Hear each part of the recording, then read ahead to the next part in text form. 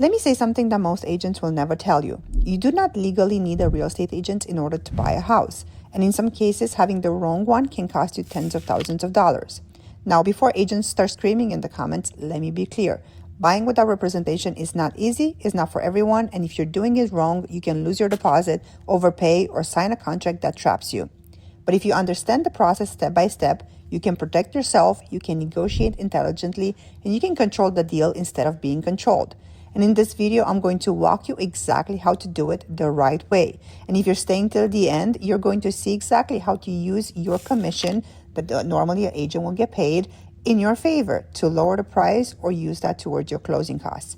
Now let's start. Before we start, I do want to be clear about one thing. This video is not financial or legal advice. This is just general information regarding on how to buy a property without using a real estate agent. If you're interested in more depth analysis and workbooks and a step-by-step guide, please click the link in bio for my full guide on how to buy a house without using a real estate agent. There is this myth in real estate that if you're going directly to the listing agent, you'll end up saving yourself and the seller money because they will not have to pay for double the commission, which is wrong. If the listing agent represents the buyer as well, they will act as a dual agent and ultimately collect dual and double the commission. Sometimes a listing agent, if they represent both parties, they will give the seller a discount, but that discount is usually around 1%, nowhere near close to whatever you think that you're saving. So going to the listing agent, the only thing it will do is going unrepresented or having very limited representation, because don't forget, the listing agent's fiduciary duty is mostly to the seller. They already have a contract with the seller, not you. When you're buying a property, there are certain professionals that they're non-negotiable. The agent is optional, but these are not. So whenever you're purchasing a home, especially without using a real estate agent, you need to have a strong escrow officer, a reputable title company, and a competent lender. Now, the escrow company is a neutral third party, and it's also looked at as the financial middleman. They open the transaction, they hold your deposit, they collect and manage the funds, they coordinate the lender and title. Also, they prepare the final settlement statement, and they disperse money at closing. They don't negotiate your deal, and they do not give you legal advice. They simply make sure that no one gets paid until all the terms of the contract are met. Escrow protects the money and the process. The title gives you the ownership protection. The title company verifies that the seller legally owns the property and that there are no hidden liens or unpaid taxes or ownership disputes. They conduct a title search and issue the title insurance. The title insurance protects you from unknown liens, forged documents, recording errors, and legal ownership disputes. You should never close on a property without getting title insurance. And 3, let's talk about the lender, because if you're financing a property, your lender is extremely important. They verify your financials, they order the appraisal, they clear the loan condition, they also work directly with escrow, and they also fund the transaction. Again, they are not negotiating your contract. They're just making sure that the deal is financially approved and funded on time. Step 1, preparation. If you skip preparation, you are already behind. Here's what you need to know before you even look at homes. You need to get a full pre-approval letter and not just a pre-qualification. You also need verified funds for down payment, insurance quote on a sample property, and understanding the closing costs. Now here's the part that no one talks about. If you don't know your numbers cold, you will emotionally get overbid and overpay for a property, and you will end up being house poor.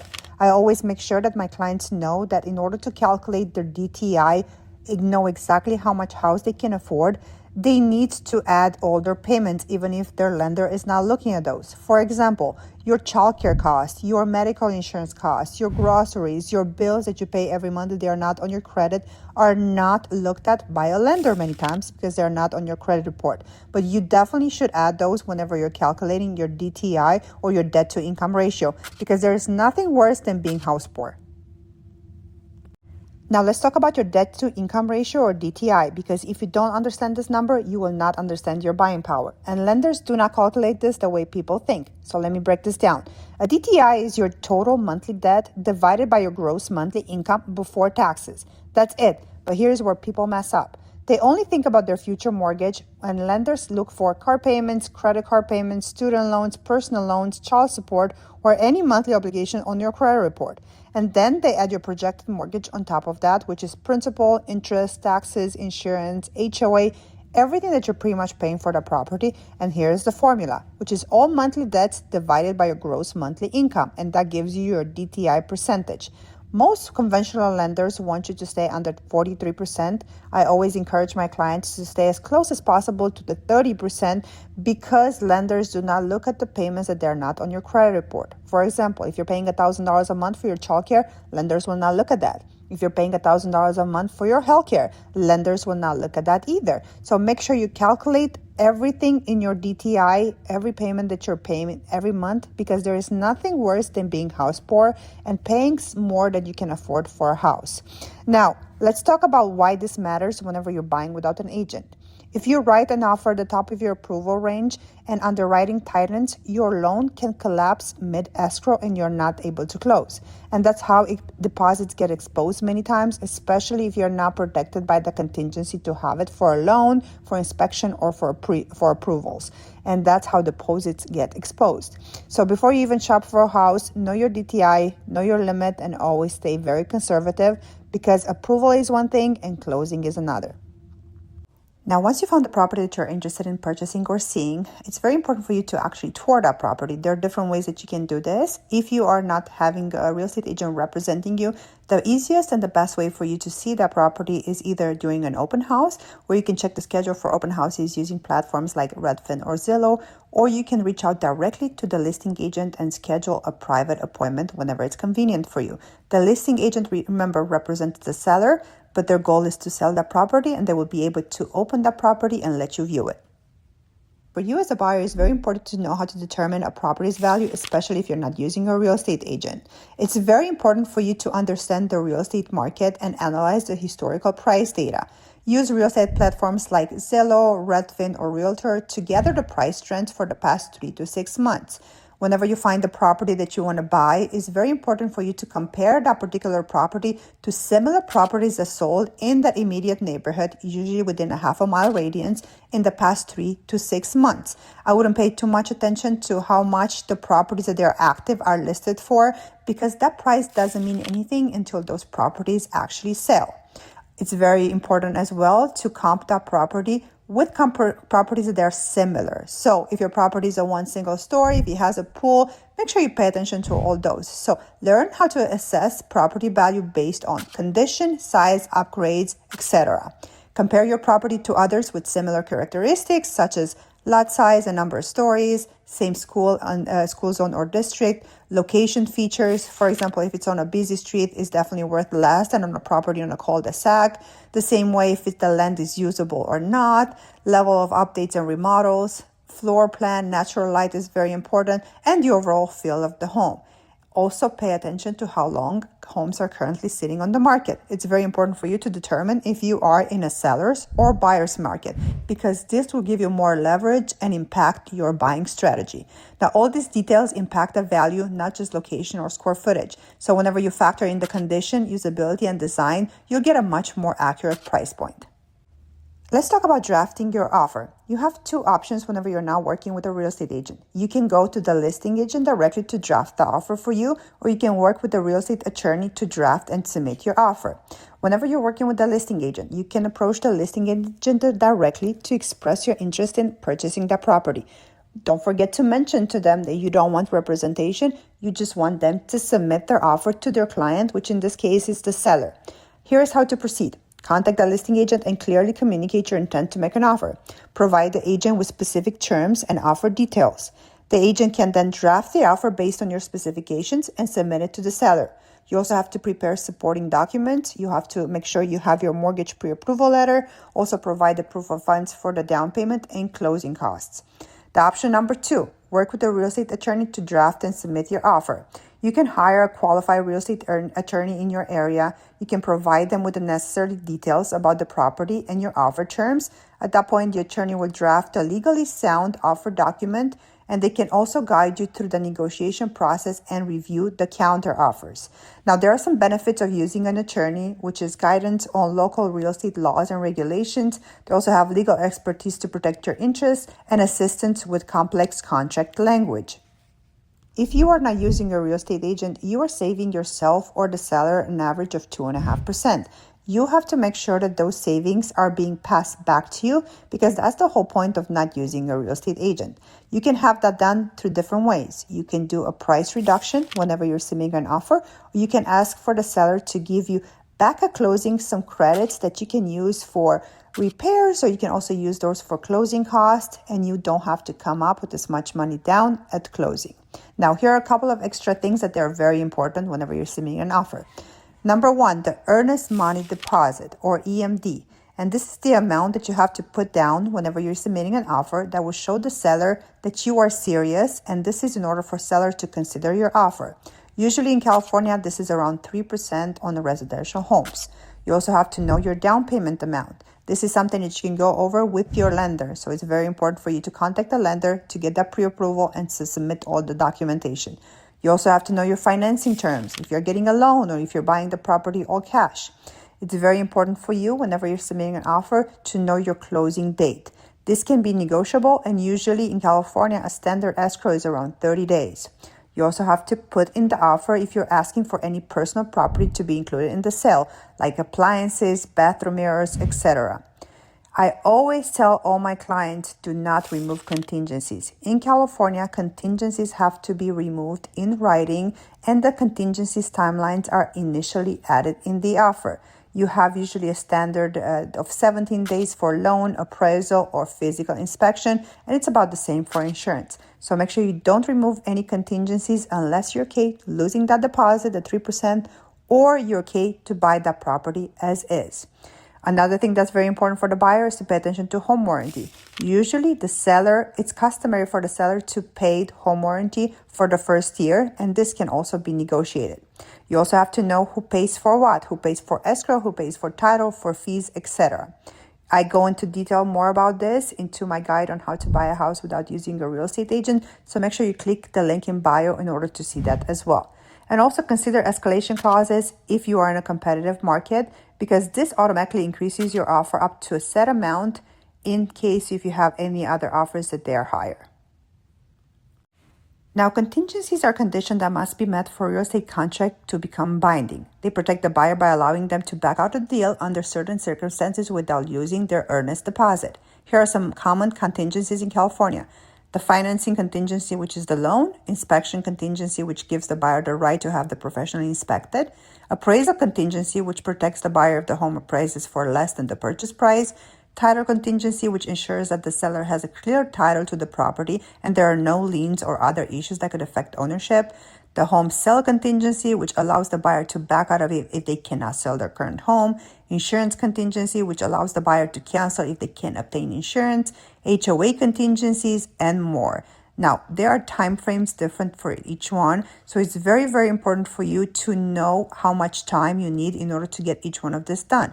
So it's always very important before you submit an offer to contact with your lender to see how much your lender needs. They will also give you information regarding the appraisal. It's very important for you to have enough time to do your inspections, to have enough time to get an insurance policy underwritten. So make sure you pay attention to these contingencies. You do not remove them before the time comes, and you know exactly how long each one takes.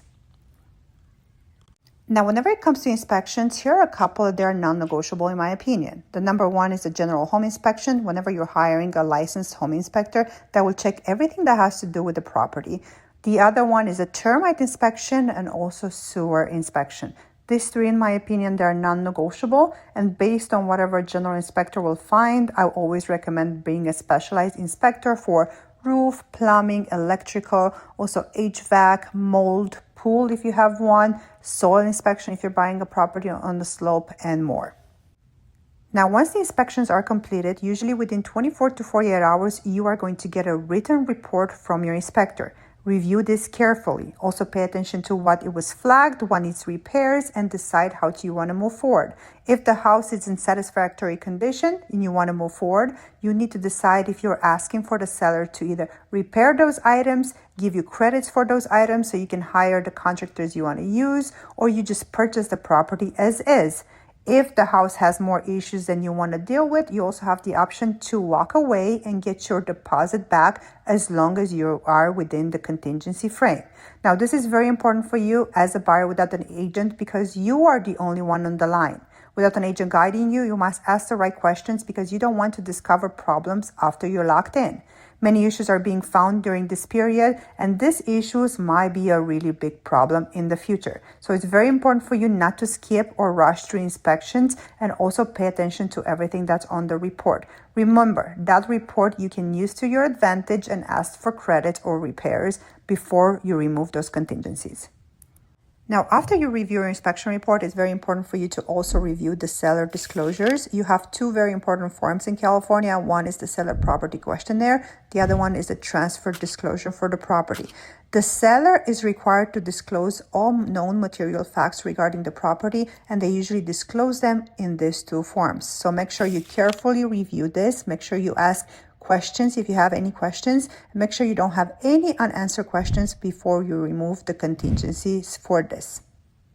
Once you complete your investigation and you're satisfied by the findings, now it's time for you to remove those contingencies based on the contract. I encourage for everyone to make sure that they don't have any unanswered questions regarding the condition of the house, the loan, the appraisal, the insurance, the HOA documents if you're buying a property in a HOA, the title insurance, and more before they remove contingencies. In California, in order to remove your contingency, you have to do it in writing through a form called contingency removal. This has to be signed by the buyer, and once you do that, you release your initial deposit to the seller. So it's very important for you. You only remove your contingencies once all your questions are answered and you are sure that you're buying this house and everything is ready to go, including loan, appraisal, because it's nothing worse than getting to the closing table and realizing you cannot close, and at that point you're losing your 3% deposit.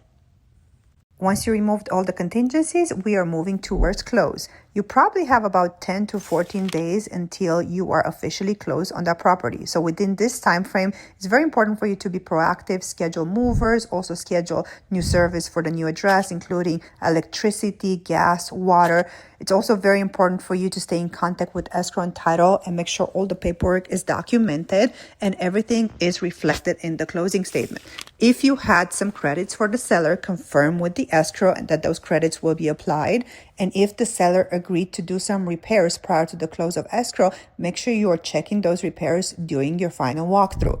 Your final walkthrough on the property is usually done within 3 to 5 days before the close of escrow. At this point, if the seller agreed to do some repairs, ask for them to provide receipts for the work that was completed. And usually those receipts have to be done by a licensed contractor. You don't want anyone to do those repairs because you want to make sure that they were done properly. Also, it's very important for you whenever you're doing the final walkthrough to check certain things regarding the property. Make sure that the water is on, make sure you flush all the toilets, you run all the faucets, make sure the property has electricity, and overall that is in the same condition as it was whenever you initially agreed on buying it. Once you're doing the final walkthrough, usually the day or two prior to close, you will have to send to escrow the remaining of your funds for your down payment. And once you do that, the lender will also send the remaining of their payment in order to close. Once the loan has been funded, title will usually record you as a brand new homeowner of that property within 24 hours. So it's time for me to say congratulations. Now, again, I do want to point out this was a very quick video on how to buy a house without using a real estate agent. I do have a full guide that's available in my bio. That is a step-by-step guide that also includes workbooks, videos, and in-depth analysis and information regarding on how to buy a property without using a real estate agent. So I encourage for everyone that's thinking about buying a house to purchase that guide. It's now on sale, and I can guarantee you will get more information in there than most of the real estate agents will give you. Thank you so much for watching. I will see you guys in the next video.